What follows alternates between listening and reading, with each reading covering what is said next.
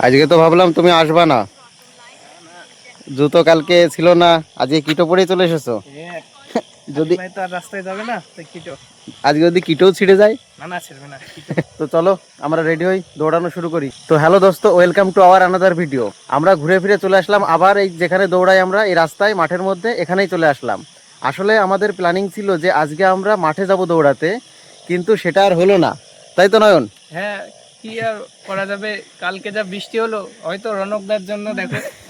তুমি কি ভগবানের সঙ্গে প্ল্যানিং করেছিলে নাকি? হ্যাঁ, কে যাচ্ছে আর মাঠে, রাস্তায় দৌড়ো। মানে রাস্তা ওর এতটাই ফেভারিট যে রাস্তায় দৌড়াবে, মাঠে যাবে না। কিন্তু আমরা ভাবলাম যে আমরা মাঠে যাবো দৌড়াতে, সেটা আর হলো না।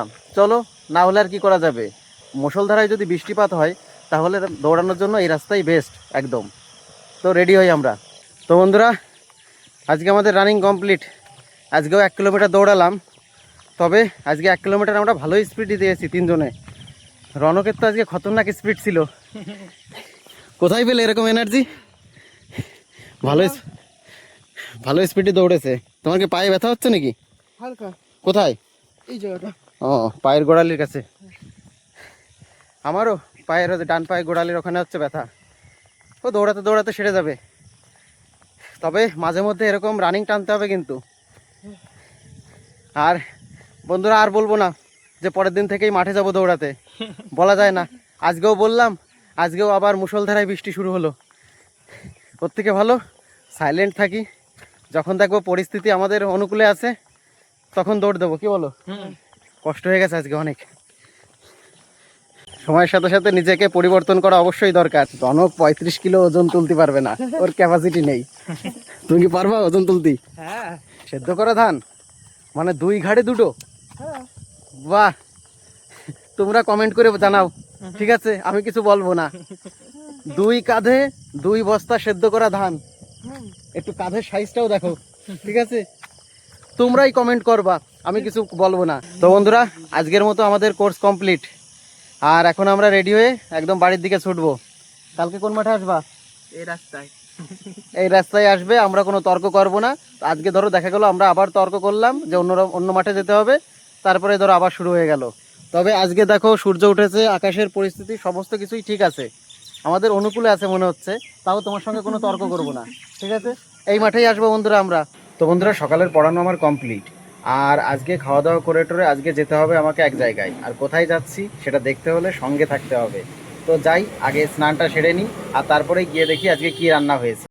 তো বন্ধুরা, স্নান করা কমপ্লিট আমার, এখন যাই, গিয়ে কিছু খেয়ে তারপরেই রওনা। তো বন্ধুরা, রান্নাঘরে এসে দেখি যে আজকে মা রান্না করেছে কাঁকরোল ভাজা আর হচ্ছে কলা দিয়ে হচ্ছে রুই মাছের তরকারি। তবে কলা দিয়ে রুই মাছের তরকারি খুব সুন্দর লাগে খেতে। তো বন্ধুরা, অবশেষে খাওয়া দাওয়া কমপ্লিট করে এখনই বেরিয়ে পড়লাম বন্ধুদের বাড়ির উদ্দেশ্যে। আর এই দেখো আমার লাল পরীটা দাঁড়িয়ে আছে, একে নিয়েই এখন ছুটবো বন্ধুদের বাড়ির উদ্দেশ্যে। তো বন্ধুরা, আমি এখন দাঁড়িয়ে আছি বর্ডারের রাস্তায়। আর এখান থেকে 4 থেকে 500 মিটার দূরেই হচ্ছে বর্ডার, বাংলাদেশ বর্ডার। বন্ধুর বাড়ি বর্ডারের একদম কাছেই। আর বলতে বলতে চলে আসলাম বন্ধুর বাড়িতে, আর একদম পড়তে বসে গেলাম। আজকে বন্ধু বলল যে আগে তোকে সায়েন্স করাবো, তারপরে আমি অঙ্ক করব। তাই আগেই সায়েন্স করতে বসে গেলাম। কিন্তু কি বলবো তোমাদের, যে সায়েন্স করতে করতে আমার অবস্থা এমন হয়েছে যে অঙ্ক করানোর সময় আমার চোখে রীতিমতো ঘুম চলে এসেছে। কিন্তু ঘুমালে হবে না, বন্ধুকে এই চ্যাপ্টারটা কমপ্লিট করে তবেই আমি এখান থেকে যাব আজকে। তো বন্ধুরা, বাড়ি পৌঁছে গেছি। আর যখন আসছিলাম তখন বৃষ্টি পড়ছিল হালকা করে, তাই কোথাও দাঁড়াইনি, সোজা চালিয়ে চলে আসলাম। কিন্তু আমাদের এই দিকে যখনই আসলাম তখনই দেখে আমি রীতিমতো অবাক হয়ে গেলাম, কারণ মেঘটা করেছিল এই সাইডে, কিন্তু ওইদিকে তেমনটা বৃষ্টি নেই, কিন্তু এইদিকে প্রচণ্ড বৃষ্টি হয়েছে আজকেও। তো যাই হোক, জামাটা হালকা করে ভিজে গেছে, একবারে চেঞ্জ করে নিই, তারপরেই দেখা হচ্ছে তোমাদের সঙ্গে। তো বন্ধুরা, বৃষ্টির পর আমরা হাঁটতে বেরোলাম। আর কাকা হচ্ছে একটা গাছ পাকা আম পেলো, ন্যাংরা আম, তাই তো? একদম ন্যাংরা, একটু দেখাও। গাছ পাকা ন্যাংরা। আমের রাজা।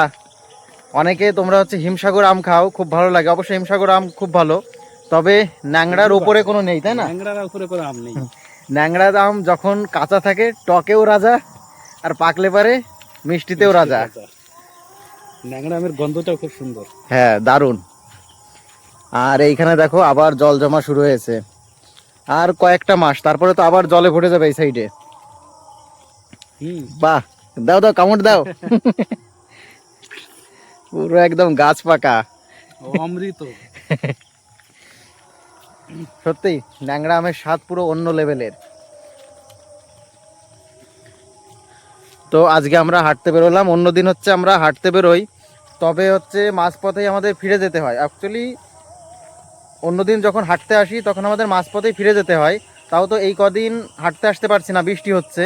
আগের দিন এসেছিলাম, তারপরে যেই বৃষ্টি শুরু হয়েছে অমনি রিটার্ন। কিন্তু আজকে প্ল্যানিং করে এসেছি, কোনো রিটার্ন হবে না, ছাতা নিয়ে হাজির, বৃষ্টি আসুক আর যাই আসুক, আজকে আমরা হাঁটা কমপ্লিট করবই। তবে কথার মধ্যে যাও না। কাকা মনে হচ্ছে এই সাইডে আর যাওয়া যাবে না, এখানের অবস্থা খুব খারাপ। তো বন্ধুরা, প্রতিদিনের মতো আজকেও কারেন্ট নেই, তাই ভিডিওটি আর বড় করছি না, ভিডিওটি এখানেই শেষ করছি। আর ভিডিওটি যদি তোমাদের ভালো লেগে থাকে তাহলে অবশ্যই লাইক, কমেন্ট ও শেয়ার করো। আর চ্যানেলে নতুন হয়ে থাকলে অবশ্যই সাবস্ক্রাইব করে পাশে থেকো। তোমাদের সঙ্গে দেখা হচ্ছে আগামীকাল নতুন একটা ব্লগে। আজকের মতো বাই বাই, টাটা।